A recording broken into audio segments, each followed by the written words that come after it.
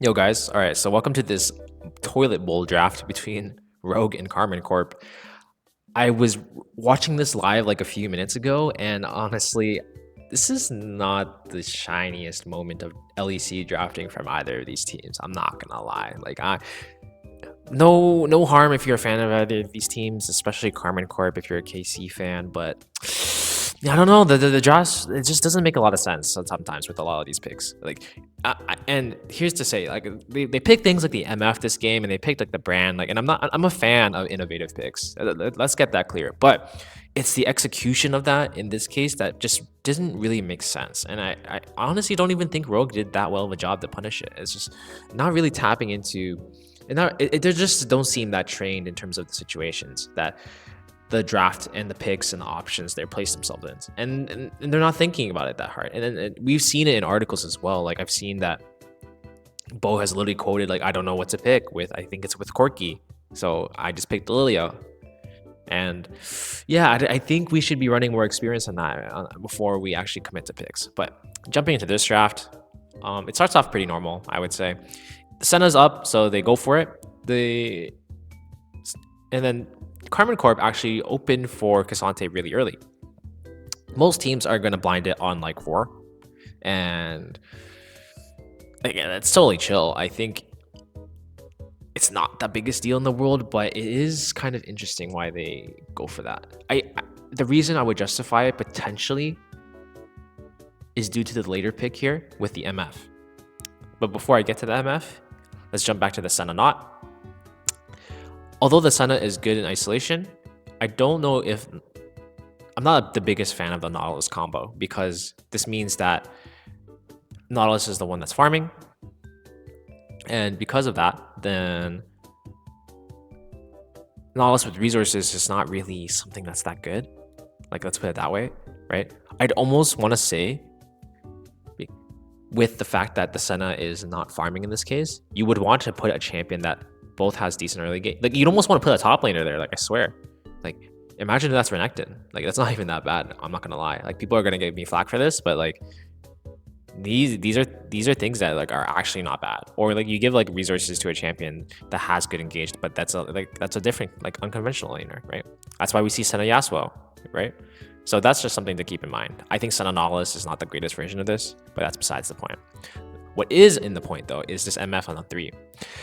And, there's so many different things that Carmen Corp could have done into or draft differently. They could have picked Azir. The whole mid lane field is up. They just didn't want to deal with the Corki matchup, I suppose.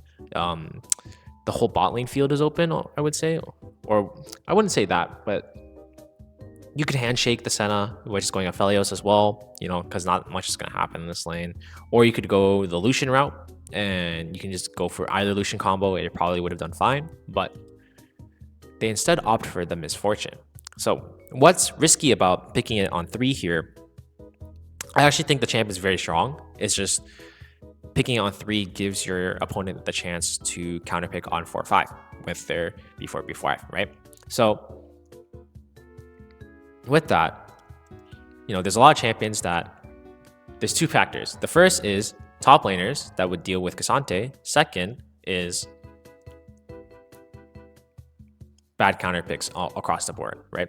So if I'm Rogue here, I'm looking for decent matchups into Cassante, as well as being able to be tanky enough to deal with the MF, right? Because MF tends to have a lot of trouble with dealing with tanks and whatnot. So the reason for this, what ties into that, is that I'm not a fan of this Aatrox ban, to be honest, too much, because you already know that Rogue can't really slot it anyway, because if they want to pick Aatrox and have the good matchup, I think it's okay to actually handshake that, because if you're playing for an MF comp anyway, it's totally fine.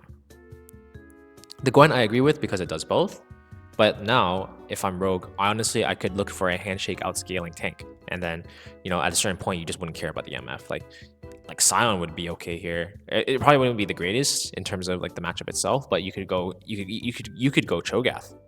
It sounds weird, but you could go Cho'Gath here. It's actually pretty strong. You would deal with the MF easily, right? There's other tank options as well.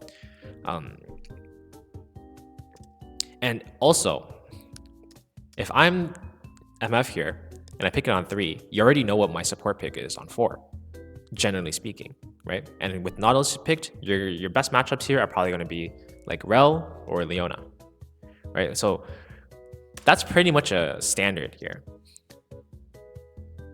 for the most part. You could argue that with this flex pick, that Maokai, it is possible that, you know, they could have done that, but I think it was pretty pointless in terms of upfronting the Akali pick. It's fine to go forward because that's what their comp is going for, but now they lose the Rel, right? They're getting their options taken away from them, and then now it's just like really, really awkward now that Rogue has a comp that's like built for this. But Carmen's like, wait, we're cooking, guys. Let's pick Brand. And then we flex Maokai to support. Although, you know, again, I want to reiterate the fact that it's like cool to be able to pick these champions, and it's very unique, but I don't know if the comp makes that much sense, right? It's like, what is your comp? If you usually with a composition, right, you can tell, you can understand like what your team's trying to go for. You know, it's usually a theme. Like, are you playing forward or backwards? Are you know, where's your areas of strong resources? You know, what are you playing for? But in this comp with Carmen, it's kind of like it's a little bit hard to say, right? Yeah, look, I can tell you you're a forward comp, but you're not really playing for much pressure, or are you, right? You have an MF that would do well, but you have Brand jungle, so you're kind of just, are you, you know, like, what are you playing for? Even in fights, it's like you're playing for MF team fighting, but you don't have champions that can team fight or set up for the MF now, because you kind of tossed that out the window, right? If you know MF needs engage or like, you know, facilitator support here, so I feel like keeping your options open by locking it on 4 would have been more ideal. Locking Rel on 4 here, for example, it probably would have been more ideal, but you know, this was the pick they wanted to go for, and I think in the results is they just didn't end up having a comp that's even cohesive. So I like the idea.